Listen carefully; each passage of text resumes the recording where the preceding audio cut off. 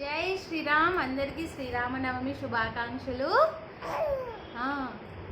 రామచంద్రాయ జనకరాజామనోహరాయ మామకాభీష్టదాయ మహితమంగళం కోసలేశాయ మందహాసదాసపోషణాయ వాసవాదివినుతసద్వరాయ Mangalam चारुकुङ्कुमोपेतचन्दनादिचर्चिताय हारकटकशोभिताय भूरिमङ्गलम् ललितरत्नकुण्डलाय तुलसीवनमालिकाय जलजसदृशदेहाय चारुमङ्गलम् Devaki सुपुत्राय देवदेवोत्तमाय भावजा गुरुवराय भव्यमङ्गलम् पुण्डरीकाक्षाय पूर्णचन्द्रवदनाय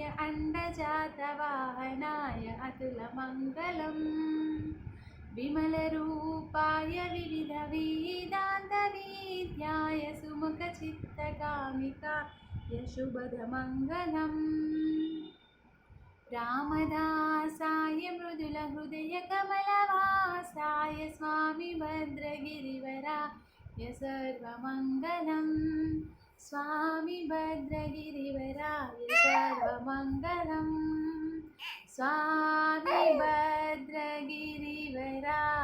सर्वमङ्गलम्. Jai Shriram.